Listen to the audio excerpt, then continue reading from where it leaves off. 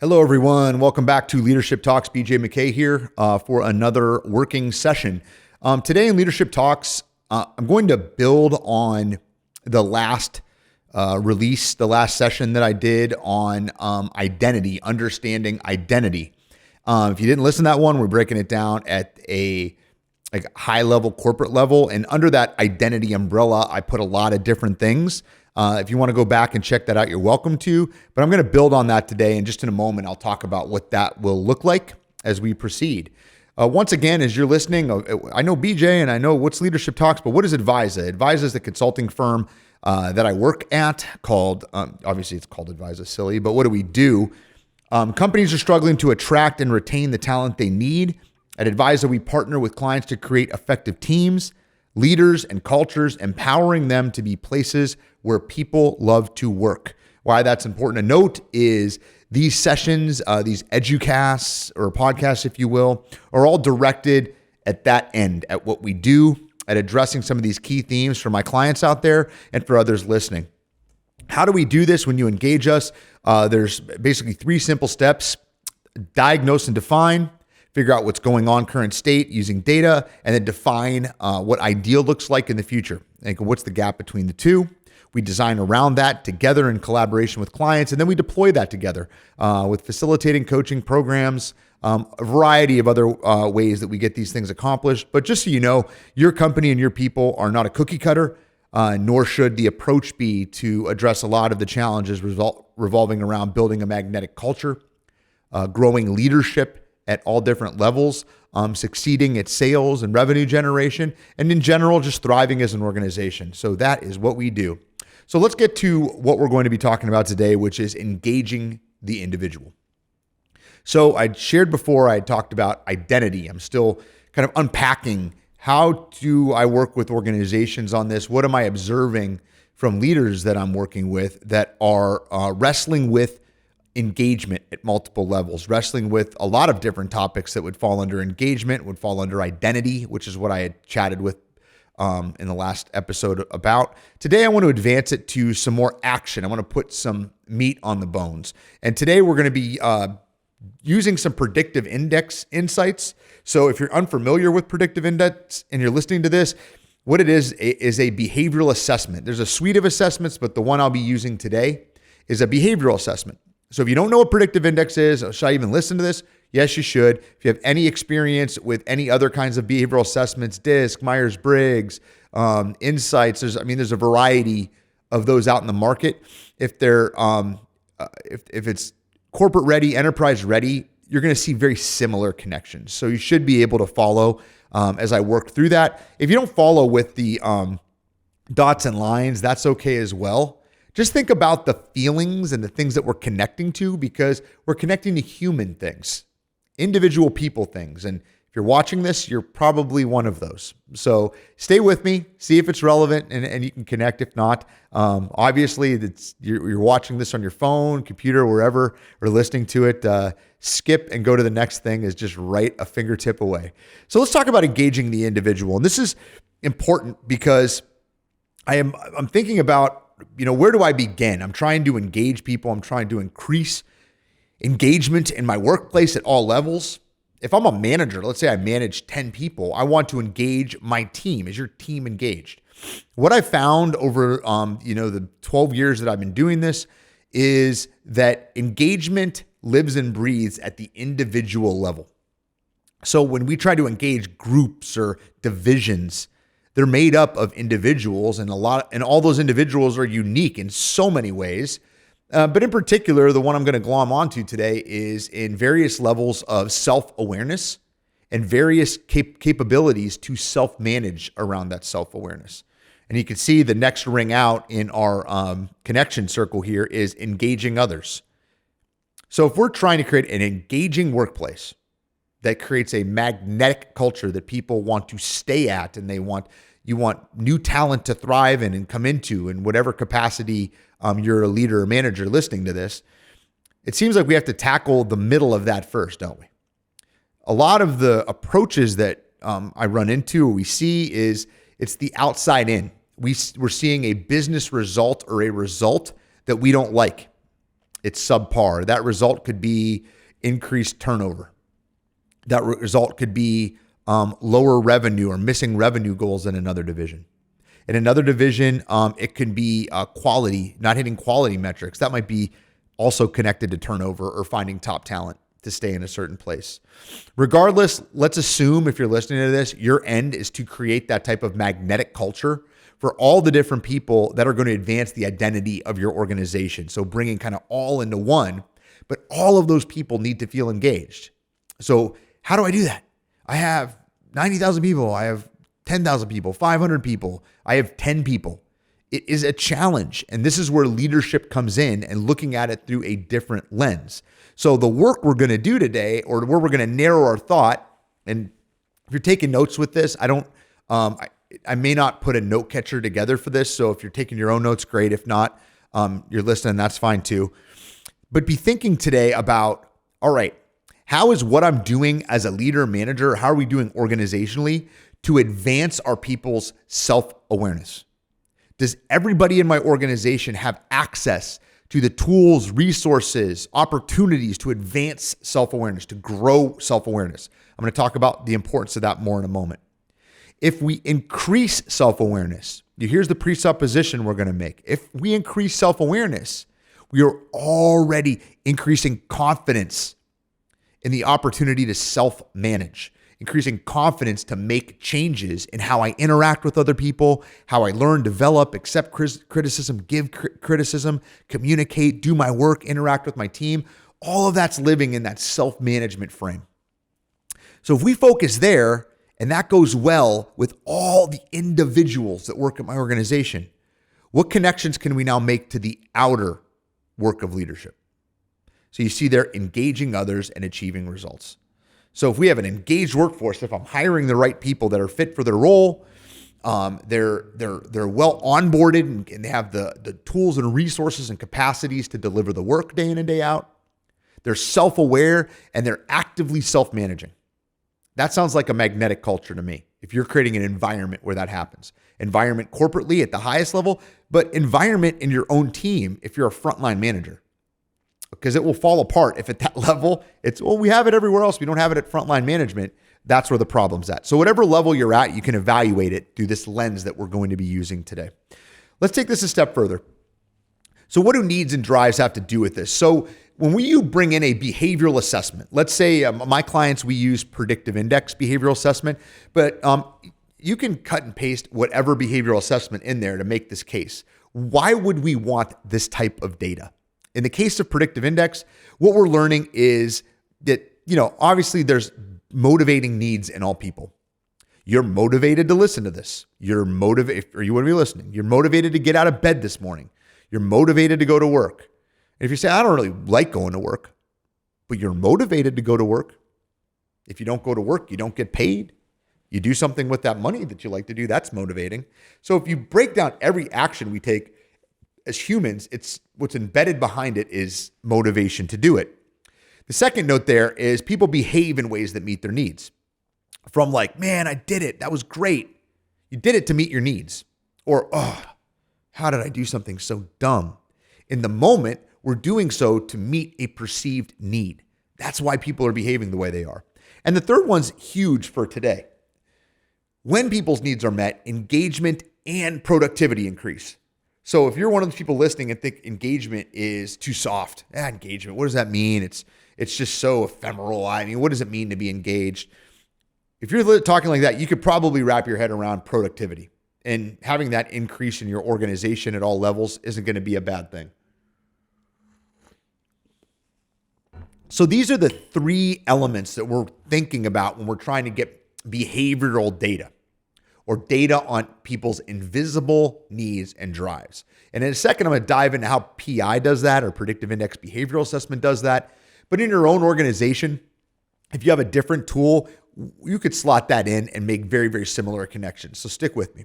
So we're aiming at this to do what? We want a magnetic culture. We know who our identity is, but we need to kind of understand how we're going to connect that to the identities of people that work in our organization to make it magnetic, energizing, and engaged.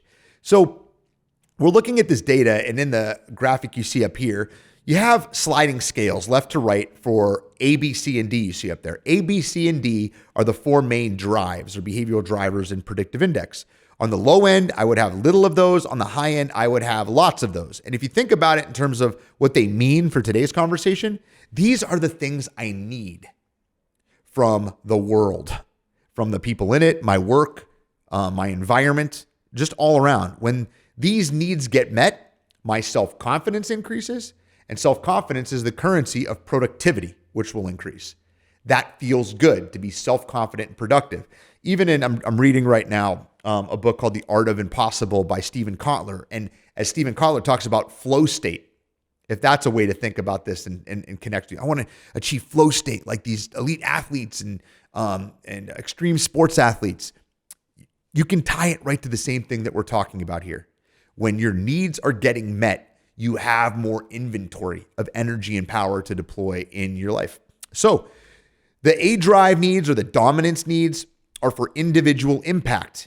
And that SC that you see on the screen is self-confidence, because I just gave that to you. It's self-confidence. Self-confidence comes internally for individuals with a higher A drive or dominance drive. And I'll dive into it in particular in a moment, what that means on the individual level, but we really want to hang on to, do I know where this individual I'm working with gets their self-confidence? This person I hired, where do they get their self-confidence?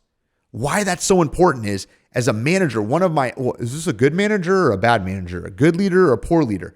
How well or poorly do they increase the level of self-confidence of their people? Self-confidence, currency of productivity. That's why we have that on there and make a marker about it. On the extroversion drive or B drive, what is my need? My need is for influence. Think about social influence is a better tag on the high side of that. My self-confidence is coming externally. So I'm getting my self-confidence for others. I happen to be higher in this drive, which means when you tell me I'm awesome, or you tell me I'm great, or I get good feedback, it tends to give me a boost. I'm an easily motivated person. The same thing can be true on the low end. Excuse me. So I need to remember that this person gets their self-confidence externally, holding on to that. The C drive or the patience drive is a drive for familiarity, process, and family. It's a mouthful. But if you think about this, think about pace of work. If I'm doing a process, I'm doing them one step at a time, and I'm doing things at a paced fashion. I'm more calm, relaxed, and laid back.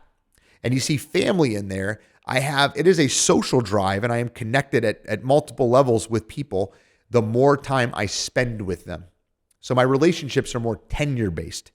That's where my self-confidence comes from. Process, family. And finally, the D drive, or this is a drive for formality. How much is correctness important to me? So self-confidence is what I need. And where I get it from, if I'm a high D, is correctness. How right I am. Do I have the rules, et cetera, to do things perfectly? So in here at the highest level, engaging the individual, understanding how to interact, create an environment where I'm self-confident and productive. Here's 4 pillars that we can build on. This is a data point that we can get on individuals to figure out, how do I best navigate around this in training and development, communication, coaching, just general interactions and workflow, even resourcing an individual.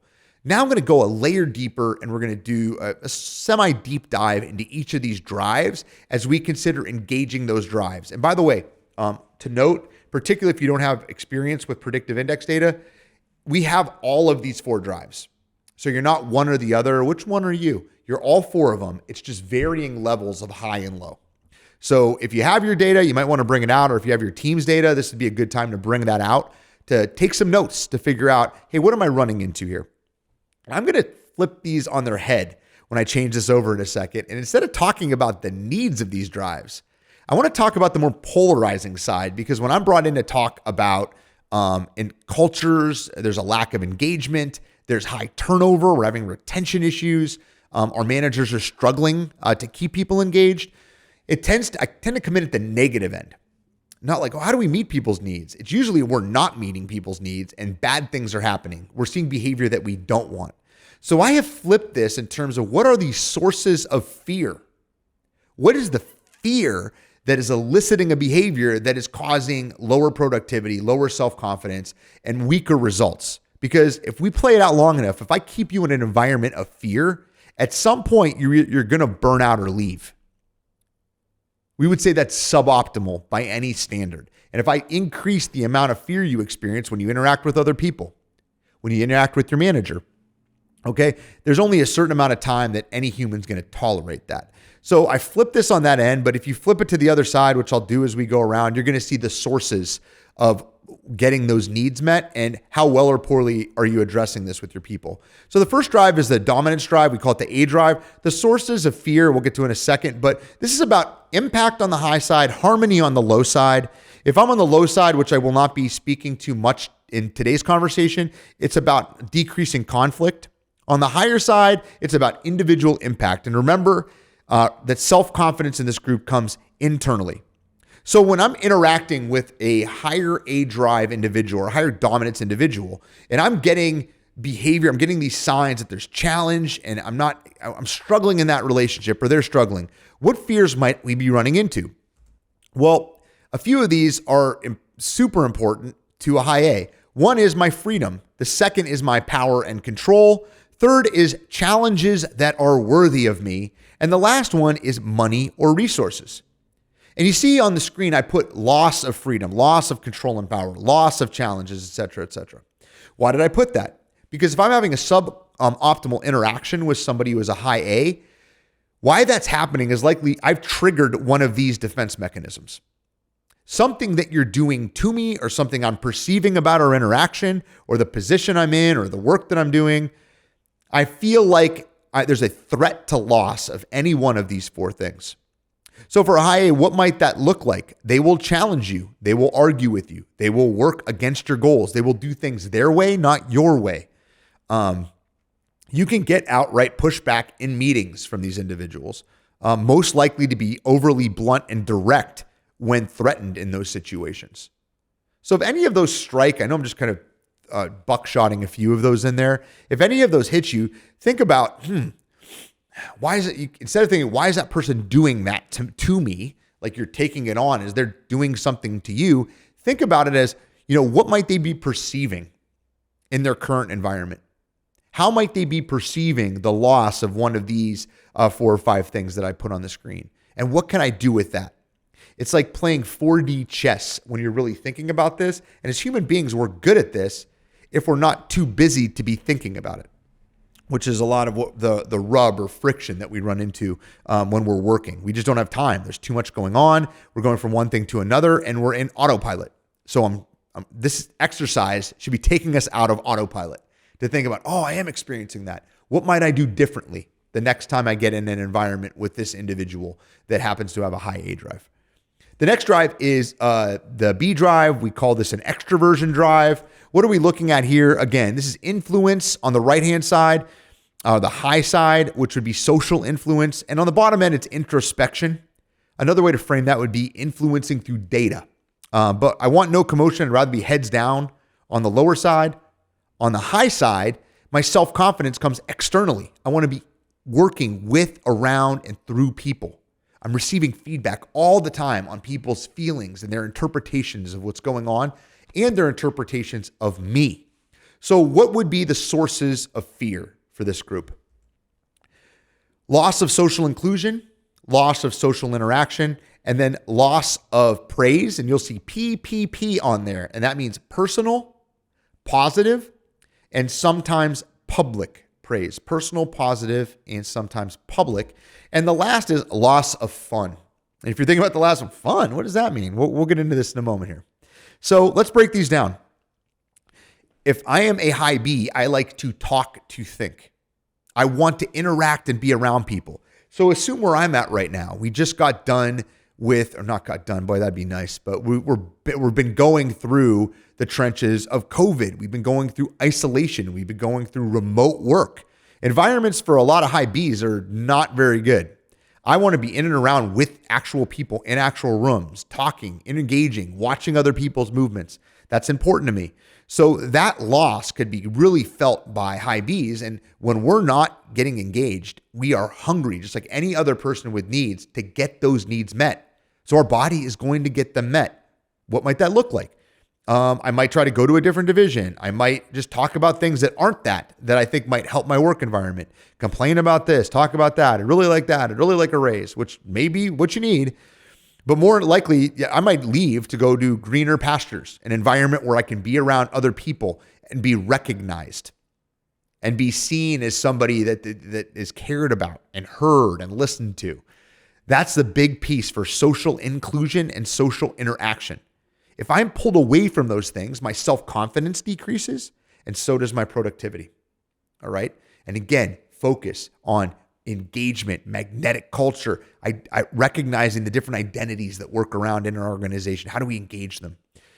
Loss of praise that's a resultant factor of being socially included and having plenty of social interaction.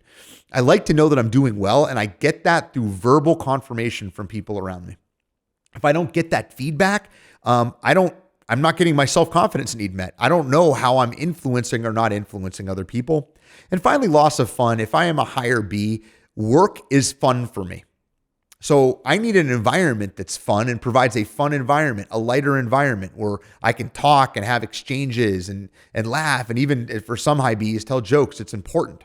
And when we pull me out of those environments, if I'm a high B, what happens? Again, self-confidence decreases and then productivity increases or decreases, excuse me. So again, when we're thinking about engagement, we're thinking about when we get suboptimal interactions with a high B in this case, look at those threats of loss. Look at where that might be perceived in your environment from a person who happens to be high B, and then interact with them. Ask them, hey, have you felt any of these? And just see what a high B says, because if you're calling me, I'd love to talk to you about it if I happen to be a high B. Let's go to the C drive. The C drive is a drive for patience.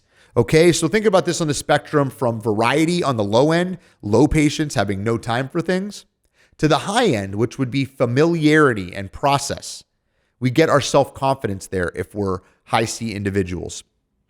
And this one is a little sticky in a lot of ways, because high C's, the higher my C drive is, the more process approached or time it takes me to change.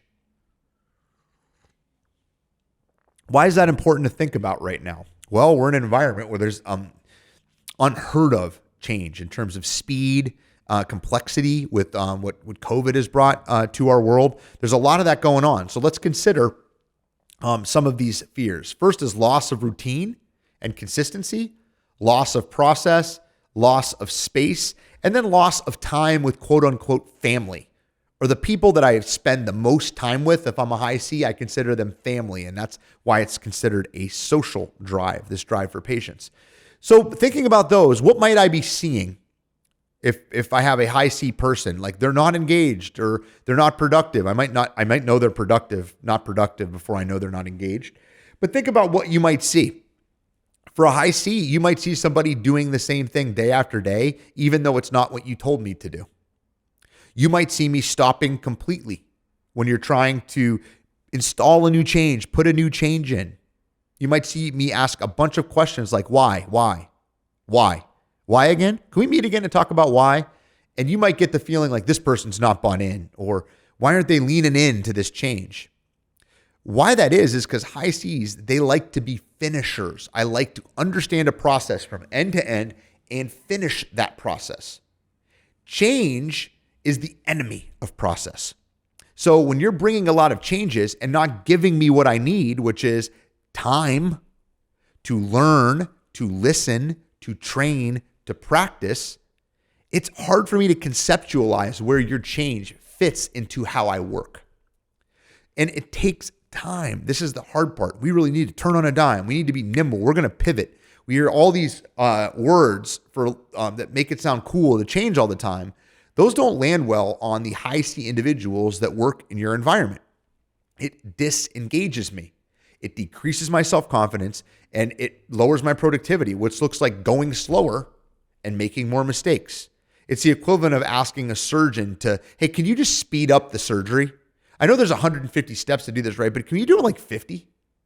It would be absurd to ask a surgeon to do that. And think of your high C's as surgeons. They're doing that for you and your organization. So how should I approach them? If I'm seeing any of those resultant factors in lowered productivity and lack of engagement, first of all, with high Cs, get them together. Get a group of people together, get those individuals together and sit and listen. What's going on? How you been feeling? And you might want to have like a handful of those conversations over a period of time to just let me begin the process of talking to you and telling you how I feel. What you can find is there's opportunities for you as a leader or manager to instill or support or defend certain routines or things that could be done consistently. Defend process, and then consider why space or where I'm working is so important to these individuals. So remote might not be working for some of your high Cs. Being in a space that is developed and built for my work, the ergonomics, is important to high Cs, or could be. So ask them that question. Then finally, loss of time with family. I mean, how much of that has happened to everybody over the last several years? It's very, very impactful to high Cs who thrive off the energy of just working with people. Not the same way high Bs or the extroversion drive works, but with this patience drive, it's just working in the same environment with people. So once again, going back to the thread line that we're dialing all the way through this, building a magnetic culture, engaging our people, understanding how our organizational identity, who we say we are, who we're including and who is not included in that, and all the individuals that make it up. We're down at the grassroots level, at the individuals that work in an organization. How can I think about this for my high C individuals that are walking around, or patient people, or depending upon whatever that might be in whatever assessment tool you might be considering? Let's go to the last drive. The last drive is a drive called formality. It's the D drive. And remember, in our quick overview, this is the one where self-confidence from correctness, from knowing what right is and doing what right is. On the other end, think about that as the most amount of information. I need as much information as exists. On the low end, it's I need less information to make decisions. So you see flexibility over there, or no rules. Those are your people that just won't do what you tell them to do. And it's not a function of you being right or wrong. It's just they want to operate and go their own way. Higher D drive individuals want to do things right. So again, thinking about sources of fear for these individuals, or the behavior that we see that might trigger that our engagement is off, we're not engaging people, they're not in an environment that can be productive. Here's what they might be. First is loss of clear expectations. The second is loss of performance feedback. And finally, loss of fairness/rules. So if I'm working with somebody who is higher D or higher formality, and I'm seeing things like getting ghosted on emails, or even passive aggressive emails that you don't hear anything from folks, or they seem to be sharing emails with other people, just not with you. You might see them not doing the things that you had requested them to do. You're like, wow, I wonder why they're not listening and following through with all these different things. Or you might be getting fierce, pointed defense of the way that they're doing things and why that they're doing so, or fierce criticism from your high Ds. And you're like, whoa, if somebody was happy working here, they wouldn't be doing all these things. What you might be getting if the individual you're looking at now has a higher D drive or highest D drive is, number one, loss of clear expectations. High Ds do not make mistakes. Once I know what something is and you have set the standard, I will do everything to hit that standard. So when there's a mistake that happens, what you most commonly find is something was not clearly communicated to me, but an expectation was leveled on me. So you expected a result, but you didn't give me the information I needed to get it to you. That spawns massive frustration for those high formality or high D. If you don't fill in those blanks, what you're going to get is a lot of anxiety and worry out of high Ds, because they're consciously thinking on behalf of you and on behalf of themselves of doing things right, perfect for your organization. So the first step, and maybe the second or third, would be, hey, I want to talk about this project. Did I provide you clear expectations, or where might I have missed? And then just stop and listen. If you're high D, if that's the reason, they will tell you all the things that they missed and all the things that they will need more of down the road to do a better job for you in the future. So that's the first one. The second one is, if I'm high D and I'm taking in tons of information, swimming pools of information, and doing highly detailed, skilled work for you, ask me about it, thank me for it. Like, make it look like you've actually checked it out. If it was actually important to the organization, to tell me, hey, the level of attention you gave to this is important. Thank you for doing it. I know this was a lot of work. Thank you for putting all that time in. So I thrive off of that performance feedback. And high D's, if you're listening and you happen to be one, listen to this, that internal voice in my head, if I'm high D, is going all the time. But the internal voice in my own head is a voice of criticism. I don't think that I'm doing perfect. As a matter of fact, I think I'm not doing perfect. So I'm constantly worried about not doing perfect. So the type of performance feedback I need from peers and from my leadership is actually pointing more at what I got right, not necessarily what I got wrong. I do a pretty good job of knowing what I got wrong and likely what everyone else got wrong. However, recognizing what's right is what gives me the juice, because I tend to not do that well enough for myself if I'm high D. Too busy being critical of what could be wrong. So the second piece is something to consider. And finally, who should follow the rules? If I'm higher in formality, everyone should follow the rules. And there should be consequences if you don't follow the rules. So you're thinking about, again, a magnetic culture, people that are engaged and self-confident. If we're like whimsical about, just let people be themselves, and we're laying out rules and expectations and not following through with what we said, the front lines of the counter revolution is going to be your highest D people. Hey, we said we were going to, or hey, we clearly defined that we are going to do X, Y, and Z now. So in your culture, you have to be ready when you're rolling out a new employee handbook. You're rolling out new core values, a new mission, a new way of working as a team, a reorg. It's critical to your high Ds that is fully understood by everybody, because they are going to take it as gospel. This is what we're doing now, and I'm going to redefine what right is based on what you sent me. And if they start seeing, if I see out of the corner of my eye that other people are not doing this, abiding by it, and nothing is happening, what happens to the level of trust and credibility of the organization in my eyes? It starts dropping fast. And high Ds have the memory of like elephants. I'd never forget. So it takes a long time to win the trust back of a high D where you said one thing and you did another. Can it be done? Sure, it can be done. It's usually done by admitting fault, being honest about it, and then committing again to a plan for how you're going to do it differently and hitting those milestones. That's the quickest way to put that. So I did a quick tour of the 4 drives, and I want to get to my last piece of closing before we're done today. Is we used PI today. I did this pretty quick. Typically when we're doing these sessions, I'll be doing these pausing, we'll be engaging with each other and really connecting this to a team's culture, a division's culture, or the entire organization's culture.